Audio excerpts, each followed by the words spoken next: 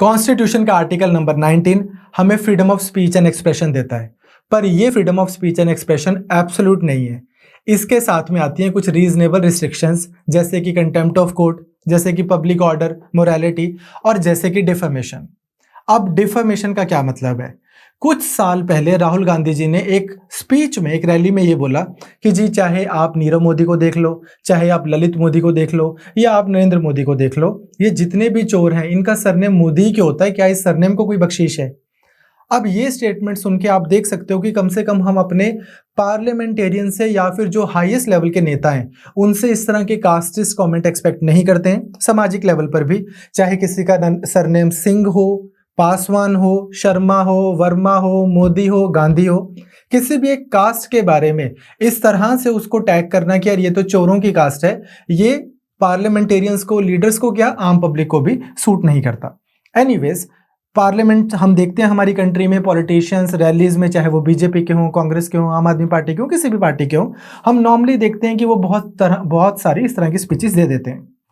Now हुआ क्या कि सूरत के एक और नेता जो खुद मोदी कम्युनिटी से आते हैं, जो मिनिस्टर भी रहे हैं पहले, उन्होंने इस चीज का जो है संज्ञान लिया और उन्होंने कोर्ट में केस कर दिया।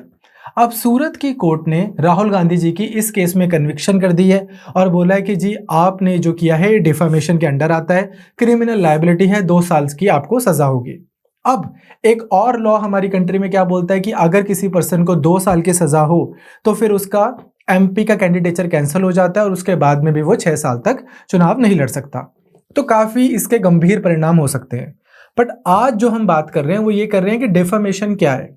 अब 2 तरीके से हम किसी को डिफेम कर सकते हैं।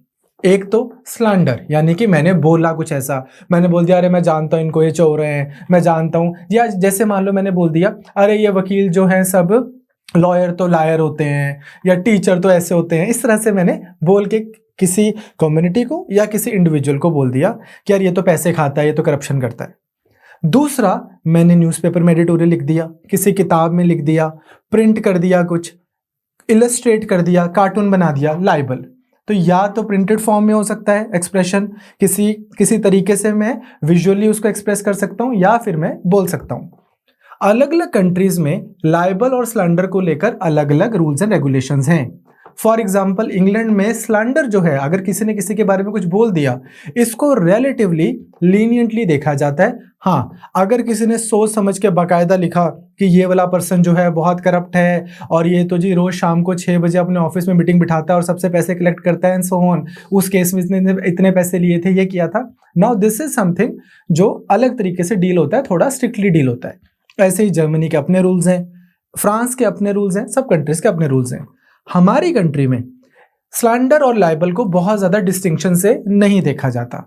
डिफेमेशन डिफेमेशन है, बट कौन सी ऐसी स्टेटमेंट है जिसको मैं डिफेमेशन मानूंगा?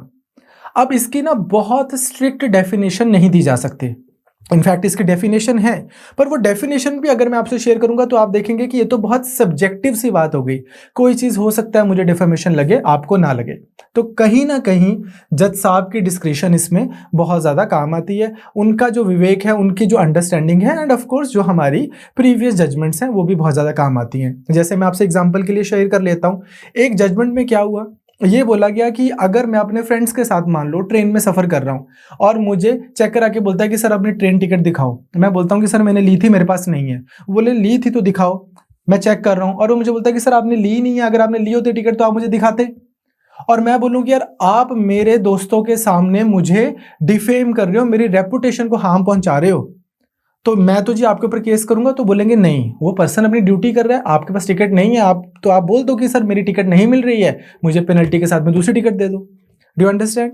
सिमिलरली, मान लो मैं अकेला बैठा हूं अपने कमरे में, बैठ के मैं लिख रहा हूं कि यार मेरा एक दोस्त है रोहित, बड़ा बेकार पर्सन है और उसने तो ऐसा भी किया, वैसा भी किया, झूठ भी बोलता है, उसने तो उसको भी धोखा दिया था, इसको भी धोखा दिया था। Now this piece of paper is meant for me. अब अगर कोई आकर उसको पढ़ लेता है, मेरे कमरे में पढ़ा है, मैंने उसको प्रिंट नहीं करवाया, टाइप नहीं करवाया, कहीं भेजा नहीं, तो फिर ये डिफेमेशन वाली बात नहीं हुई। अब बस रोहित को पता है कि चेतन डीप डाउन इनसाइड मेरे बारे में क्या सोचता है। बट अगर मान लो ऐसा है कि ये पेज मैं रोहित को भी पकड़ा दूं कि यार ये ले भाई, ऐसा मैं तेरे बारे में सोचता हूं, तो भी डिफेमेशन नहीं हुई। अगेन रोहित और मेरी दोस्ती खराब हो जाएगी कि यार चेतन तो मेरे बारे में बड़ा गलत गलत सोचता है। लेकिन मैं आपसे वैसे ही शेयर कर रहा हूँ, इमेजिन करो कि मुझे पता है कि रोहित को उर्दू नहीं आती और मुझे उर्दू आती है और मैं यही सारी चीज़ें उर्दू में लिख के रोहित को देता हूँ। अब रोहित अपने किसी दोस्त को बुलाएगा, एक तीसरे दोस्त को जिसको उर्दू आती है, वो आके पढ़ेगा कि रोहित चेतन बोल रहा है कि यार ये तो बहुत करप्ट आदमी है, इसने तो बहुत लोगों को धोखा दिया और ये तो 2 नंबर के काम भी करता है, ये वो भी। तो कहीं ना कहीं अब ये थर्ड पर्सन तक बात गई है और मेरी इंटेंशन थी, मैंने जान के इसको उर्दू में लिखा ताकि 3 लोग और इसको पढ़ के सुना सकें और फिर वो 3 लोग और आगे 30 लोगों को बताएं और 300 को बताएं एंड सो ऑन। तो आप देख सकते हैं कि बहुत सारी ऐसी बारीकियां हैं, बहुत सारे ऐसे केसेस हमारे पास हैं जिससे हम ट्राई करते हैं ये पता लगाने की कि यार क्या चीज डिफेमेशन में काउंट हो क्या ना हो। बट समाज में एक तर्कपूर्ण इंसान, एक लॉजिकल इंसान बता सकता है जो उसकी अंडरस्टैंडिंग है कि यार इतना डिफेमेशन है, इसको हम डिफेमेशन कैटेगरी में नहीं डालते। फॉर एग्जाम्पल, अगर मैं अगेन वहीं पे आ जाता हूं, अगर मैं बोलूं कि आजकल तो सब डॉक्टर्स ना पैसे के पीछे भाग रहे हैं और बिना बात के बहुत सारे टेस्ट लिख देते हैं। अब ये बात तो मैं गलत बोल रहा हूं, डॉक्टर कम्युनिटी को बुरा लगेगा, बट किसी कम्युनिटी का इमोशनली हर्ट होना, एज बाय एंड लार्ज किसी कम्युनिटी का इमोशनली हर्ट होना वो सफिशिएंट नहीं है। पर मैं अगर ऐसा बोलता हूं कि यार आजकल तो डॉक्टर जो हैं बिना बात के बस टेस्ट लिख देते हैं, ये गोयल साहब को देख लो, ये डॉक्टर हैं इतने बड़े और जब भी कोई इनके पास जाता है तो इनकी तो सेटिंग है और ये तो उस लैब के लिए टेस्ट लिख देते हैं। नाउ डॉक्टर साहब can file a case against me.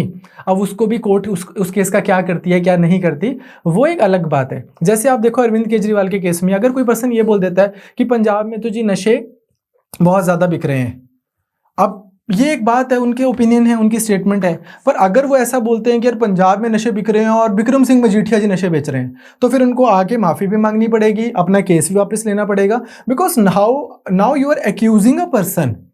आप कोर्ट बैठी है इसके लिए, but you are accusing a person, उनकी रेपुटेशन, उनके बच्चे भी स्कूल जाते हैं, उनकी परिवार भी बाहर जाता है, तो कोर्ट है, एक सिस्टम है जो बताएगा। तो डिफेमेशन जो है ये थोड़ा ट्रिकी सी चीज है। आइडली हम क्या चाहते हैं कि जितनी ज्यादा हो सके हम freedom of speech and expression को एक्सपैंड करें, कम से कम डिफेमेशन लगे। जैसे फॉर एग्जांपल वही वाली बात की मैं बोलूं कि यार ये लॉयर्स तो बस पैसे के पीछे भागते हैं, इनको तो बस इनकी फीस दे दो। अब ये ऑफकोर्स लॉयर कम्युनिटी को बुरा लगेगा, पर इसका मतलब ये नहीं है कि मैंने किसी एक लॉयर को या लॉयर कम्युनिटी को कुछ मैंने ऐसे डिफेम कर दिया, एक एक्सपीरियंस मैंने अपना जनरल शेयर किया है। तो वैसे ही अदरवाइज से अगर मैं बोल दूं कि कोई भी कम्युनिटी के बारे में कुछ भी ऐसा बोलूं तो एक जेनेरिक टर्म है वो, उससे इमोशनल हर्ट हो रहा है कि कोई डिफेम हो रहा है, तो इस चीज को भी कोर्ट जो है वो ध्यान से देखने की कोशिश करती है।